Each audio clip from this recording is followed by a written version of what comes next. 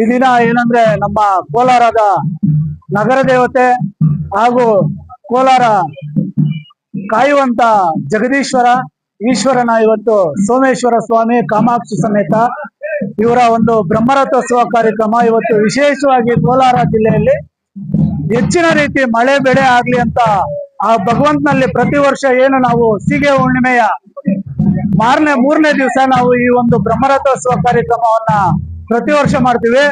ಏನಂದ್ರೆ ಈ ಒಂದು ರಥೋತ್ಸವದಲ್ಲಿ ವಿಶೇಷ ಅಂದ್ರೆ ಹೆಣ್ಣು ಮಕ್ಕಳು ಅತಿ ಹೆಚ್ಚಿನ ಸಂಖ್ಯೆಯಲ್ಲಿ ಭಾಗವಹಿಸಿ ಈ ಸೋಮೇಶ್ವರ ಸ್ವಾಮಿಯ ಕೃಪೆಗೆ ಪಾತ್ರರಾಗುವುದು. ಆ ದೇವರಿಗೆ ತೇರಿಗೆ ಏನು ಇವತ್ತು ಬಾಳೆಹಣ್ಣು ಹೂವು ಕಾಯಿ ಎಸೆಯುವಂತ ಕೆಲಸ, ತಮ್ಮ ಇಷ್ಟಾರ್ಥಗಳ ಸಿದ್ಧಿ ಆಗ್ಬೇಕು ಅಂತ ಉಪ್ಪು ಮೆಣಸು ಅದನ್ನೆಲ್ಲ ತೇರಿಗೆ ಎಸೆದು ಅವರ ಇಷ್ಟಾರ್ಥಗಳನ್ನ ಸಿದ್ಧಿ ಮಾಡ್ಕೊಳ್ಳುವಂತ ಈ ಒಂದು ಬ್ರಹ್ಮರಥೋತ್ಸವ ವಿಜೃಂಭಣೆಯಿಂದ ಪ್ರತಿ ವರ್ಷ ನಡೀತದೆ. ಈ ವರ್ಷ ಅದೇ ರೀತಿ ನಮ್ಮ ಶಾಸಕರಾದಂತ ಕೊತ್ತೂರು ಮಂಜಣ್ಣ ಅವರು ಸಹ ಬಂದು ಅವರೇ ಚಾಲನೆ ಕೊಟ್ಟು ಹೋಗಿದ್ದಾರೆ.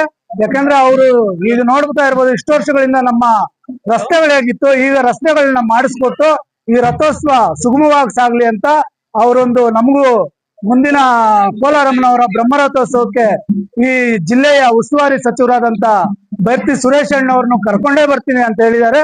ಅದೊಂದು ನಮ್ಗೆ, ಯಾಕೆಂದ್ರೆ ಮುಂದಿನ ದಿನಗಳಲ್ಲಿ ನಮ್ಮ ಕೋಲಾರ ನಗರದ ಗ್ರಾಮ ದೇವತೆ 11ನೇ ತಾರೀಕು ಕೋಲಾರಮ್ಮನವರ ಬ್ರಹ್ಮರಥೋತ್ಸವ ಕಾರ್ಯಕ್ರಮ ವಿಜೃಂಭಣೆಯಿಂದ ಇನ್ನೂ ಹೆಚ್ಚಿನ ಸಂಖ್ಯೆಯಲ್ಲಿ ಸಾವಿರಾರು ಸಂಖ್ಯೆಯಲ್ಲಿ ಭಕ್ತರು ಆಗಮಿಸ್ತಾರೆ. ಆದ್ರಿಂದ ಮಾನ್ಯ ಸಚಿವರು ಕೂಡ ಬರ್ಲಿಕ್ಕೆ ಹೇಳಿದೀವಿ.